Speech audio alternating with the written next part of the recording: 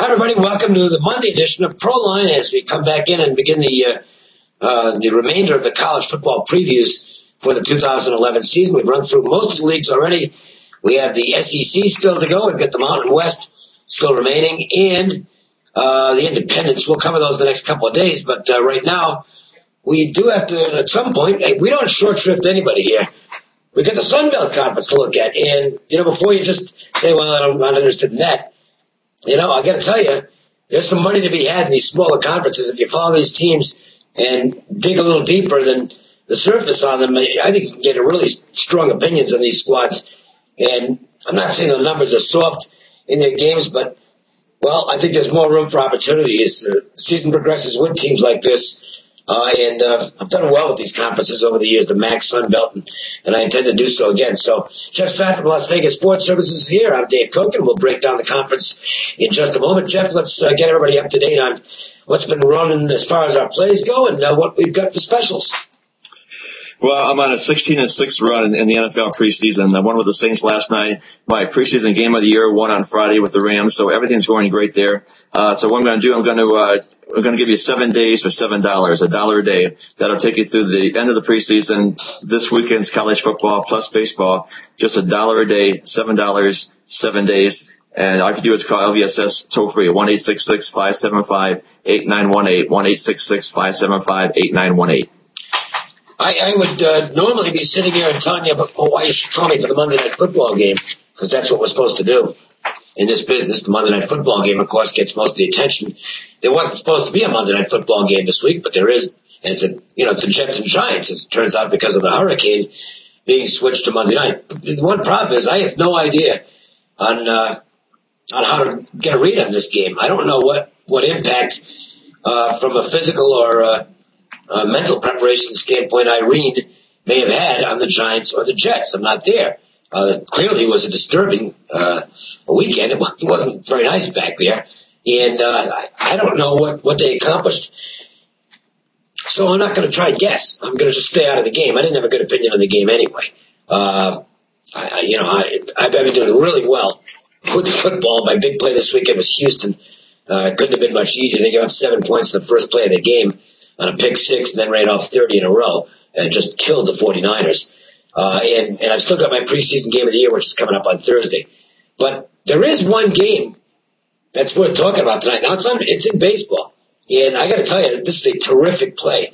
Outstanding value. I think the game's, from a pure value standpoint, it's one of the better plays I've seen in a while. And if you want to get the game, I'm going to make it available for just $10. All you need to do is call one phone number, 1-866-841-1665. That's 1-866-841-1665. And get that baseball game for just $10. I know most of the people who watch right now are into football. They don't bet baseball. The money really doesn't care where it comes from. Here's what you do. Win the money and then pretend it came in a football game, okay? You'll spend exactly the same as if it actually was a football game. So call and get the baseball game. Also, the free plays they've been good. 12-4 the last 16 days. Not too bad, huh? And you can get tonight's, that's on a toll-free number on tape, 1-888-712-6800, or just text Kokin, C-O-K-I-N, to 313131, and it'll come back with a message in your cell phone within a matter of seconds. Okay, here we go, Sunbelt. Do we just crown Troy the champions once again, Jeff? Because that's basically what it is every year in this league. I was debating who was going to win this conference, and after there's a difference maker. Florida State plays Troy at home, and they came down. It was that close. I'm going to take Florida International 1 and Troy 2nd. So it was very close though. Florida International, Coach Mario Cristobal has done a great job. He's in his 5th year. I'm surprised that he's still there, and I'm surprised no other school has snapped him up. But he's done a great job, and they just extended his contract, so it looks like he will be there for a while. The thing about the Golden Panthers, though, they each of the last 6 years they've lost at least the first 3 games of the season. So, but this week they played North Texas, a 14.5-point favorite. So that might be a high line considering the history, but we'll know more about them this week. Quarterback Wesley Carroll set a school record in passing yards last season. The top 4 rushers are back. and 7 starters are back on defense, although opponents averaged 27 points per game last year. But they get Troy at home, and that was the difference for me, but it was very close. I'll take Troy second. Sophomore quarterback Corey Robinson is back, Sunbelt Conference freshman of the year last year. He threw for more than 3,700 yards. They still have some problems, though. He's going to have all new receivers and only 2 offensive linemen return. Chris Anderson and Sean Southward are set at running back. Defense should be much better. 8 starters return, including 3 on the line, and the entire secondary is back. They do play that game at Florida International, but the other 3 conference road games are very winnable. North Texas has a new coach. A lot of teams have new coaches in this league. Dan McCarney, the former Iowa State coach, is now coaching North Texas. Not sure what happened in this program. In the early 2000s, they went to 4 bowl games in a row. And then since 2005, the Mean Green, they're 13-58. Just the bottom fell out. Quarterback, Derek Thompson has recovered from a leg injury. Lance Dunbar is back at running back. He's in the top 5 of just about every rushing category in school history. 6 offensive starters return, but the defense needs a lot of improvement here. Louisiana Monroe, Colton Brownie had a great freshman season, more than 2,500 yards. 18 TDs. He also rushed for 385 yards. All 11 starters are back on offense for Monroe, and they'll have to improve the running game, though. They only averaged 3.1 yards per carry last year. 8 starters are back on defense, although opponents averaged 32 points. Auburn put up 52 last year. LSU beat them 51-0, so that could be a problem. But I think Coach Todd Berry has a team on the right track. Middle Tennessee is in for a tough year. They lost 11 starters, including the entire defensive line. They play Troy, Monroe, and Texas all on the road. Sophomore Logan Kilgore is going to be the starter. He played in 3 games last year. Benny Cunningham is back at running back. Only 3 defensive starters returned from Middle Tennessee. Florida Atlantic probably has the worst schedule in the country. They played the first 5 games on the road, and 3 of them were at Florida, Michigan State, and Auburn before they played 2 conference road games. And then they finally get a home game in October when the new stadium is going to be ready. So it's going to be tough for them to. It's going to be rough right out of the gate for them. They lost 9 starters, lost quarterback Jeff Van Camp, 4 quarterbacks are candidates for the starter this season. The team averaged only 17 points per game last year. Western Kentucky will probably have the best team, and since they've been in the FBS, which of course isn't saying anything, they're 4-32 during that time. But Bobby Rainey is back. He averaged 137 rushing yards per game, as 3rd in the country. Kwan Jakes is back at quarterback. He started every game last year. 10 defensive starters returned, including the entire line. But I think they're probably 1 year away from having a chance to go to a bowl game. Arkansas State, another new coach, Hugh Freeze. He was last year's offensive coordinator. Did a good job. They averaged 30 points. Trouble was the opponents averaged 31 points, and they gave up 438 yards in offense last year. So they have 14 starters back, 7 on offense, 7 on defense. Only 1 offensive lineman is back for Arkansas State. Ryan Applin is a quarterback. He threw 21 TD passes last year. He has more than 4,500 total offense yards in his career. Defense is going to be hard to stop anybody, though. Lafayette, another team with a new coach, Mark Hudspeth, who was an assistant at Mississippi State. They have a good quarterback system. They have 2 quarterback systems. They have Chris Mason, who can pass, and they have Blaine Gauthier, who can run. But similar to Arkansas State, they probably won't be able to stop anybody. Last year, opponents averaged 37 points against Lafayette. So it'll probably be hard to improve on their 3-9 record. So for the Sun Belt, I'm going to go with Florida International 1, Troy 2, Monroe 3, North Texas 4, Middle Tennessee 5, Florida Atlantic 6, Western Kentucky 7, Arkansas State, and Louisiana Lafayette. Yeah, I've got the Ragin Cats at the bottom as well. They don't look like they're going to be very good. They won 3 games last year. One of them was Louisiana Monroe by a point. They beat Arkansas State early in the season, and the other one was North Texas by a point. So they had 2 1-point wins in their 3-9 season. They aren't good. They have a new coach, Ricky Bussell. Never really got it over to any great extent there. They still never been to a bowl game. They're not going this year either. It just doesn't look like much of a team. And remember last year, they lost to Western Kentucky by 33 last year at home. It kind of tells you where the program's headed. I think they're the worst team in the league. I don't like the Florida Atlantic team. This will be it for Howard Schnellenberger. Reasonowski's going to retire after this year.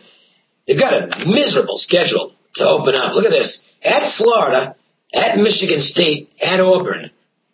Wow. Then they do have a road game at Louisiana. That's winnable. But the problem is I've never been a big fan of lame duck coaches, no matter how good they are. Unless it's a program with a ton of tradition or something like that, that might be a different story. But this is just a coach who's going, and he is a great coach. He's had a great career, but he's going to be retiring at the end of the year. And it's not like this program is steeped in tradition. In fact, they've kind of gone backwards the last couple of years, so I don't think he's been getting quite the same level of player he was when he first put together this program. And I just don't think they're going to be very good this year. They're inexperienced at quarterback spot. That's going to be a problem. I guess they'll run the ball pretty well, but because they do have some experience in the offensive line. I just don't see it as being a very good football team. So I've got Florida Atlantic dropping back this year. Western Kentucky is improving. Willie Taggart did a nice job last year. I know they only won 2 games, but understand this is a program that's, still in its infancy at this level, and they're taking baby steps. They're getting better, and they've got 15 starters back from a year ago, and I think they'll take another step or two forward. While I don't think they're going to be ready to contend for anything in the Sunbelt just yet, I think it's realistic this team could win 3, 4, maybe even 5 games this year. So they're in the right direction. North Texas, well, you mentioned it. Boy, it's been a real struggle for a program that was very solid. 4 straight bowl games at the beginning of the decade. But now nothing. I mean, they're going bad. They've had a lot of injury problems year after year. And really, they're already missing some people this year off the team too deep, including Darius Carey, who was their best returning receiver. I like the coaching change. I thought McCarney did reasonably well at Iowa State for all those years, and I think he can win at this level, but I don't think it'll be this year. So North Texas probably still going to be on the wrong side of 500. Arkansas State brings in a new coach, Hugh Freeze. He's got some talent to work with on this squad. Steve Roberts, again, another program that kind of just stalled and didn't get any better. I kind of thought they would too, but it didn't happen. I don't think the personnel's there for them to be particularly good, and a lot of system changes here, so they'll probably battle with some of these other teams we've been talking about on the wrong side of 500. We get the better squads. Middle Tennessee State lost a lot from last year. They figured it's a funny thing. They were a very disappointing team last year at 6-7. I thought they underachieved last year. You would think that with only 10 returning starters from last year, 7 on offense, 3 on defense, and they were only 6-7 a year ago, losing their bowl game to Miami of Ohio, you'd think, well, this is a team that's probably going to step down a couple of notches. I don't think they will. I don't think they're as good as the top of the league, but they'll probably be about a 500 team again, simply because they recruit better athletes than some of the schools below them. There's enough, if you want to call it tradition now in Stocksdale, that they're able to get they're getting a slightly better level of athlete to Middle Tennessee on a regular basis than some of the teams we just talked about. So, while I don't think this is a really good team, I think they just simply have better talent than some of the teams that I talked about, and I'll put them in the upper half of the conference. I like Monroe. I think this team's on the way up. Todd Berry, former UNLV assistant under Mike Sanford. He knows how to coach offense, and I think you're going to see some good stuff out of this team. They've got 17 starters back from last year, 10 on offense, 7 on defense. I believe they are clearly going to be one of the better teams in this league. They've got a pretty easy schedule, too. They do have to go to Troy, but they get Florida International at home. And in non-conference, by the way, they get Grambling State on there, so they'll lose to Florida State and to TCU. But it's tough for me to see this team not having a winning season with the talent they have. And I think they'll get to a bowl game this year, and that would be their first ever. I think they will be one of the bowl teams out of this conference if they get 3 bowl bids. With all the bowls that are out there, probably 3 bids for the Sunbelt Conference. Troy will get one. The problems for Troy primarily at the receiver spot, where they already had lost 3 guys to graduation, and now they've lost 2 more. One was a returning starter from last year, Chip Reeves. The other was Jamel Johnson, who got 23 balls last year and figured to be one of their two leading receivers this year. Reeves and Johnson both gone for the year. So you're talking about their 5 top receivers from a year ago gone.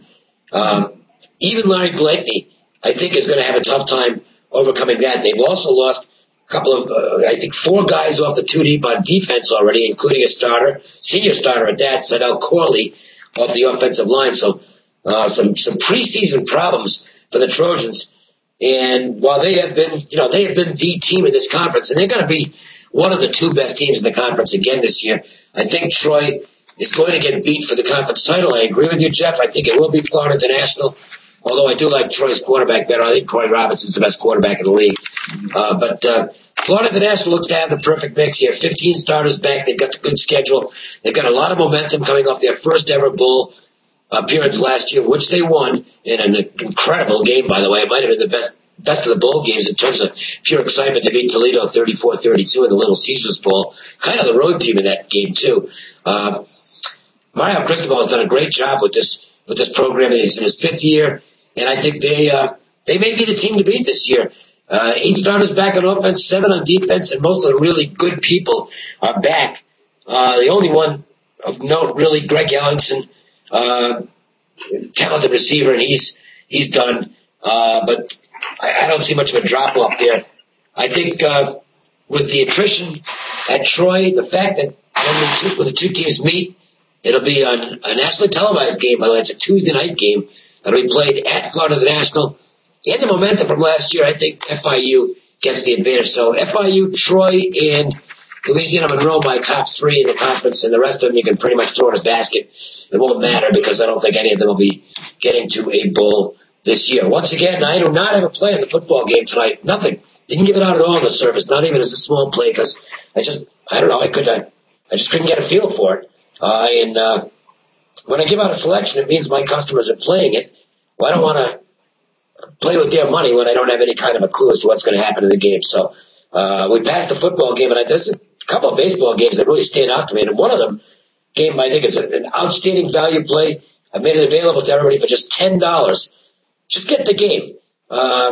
Forget what sport it is.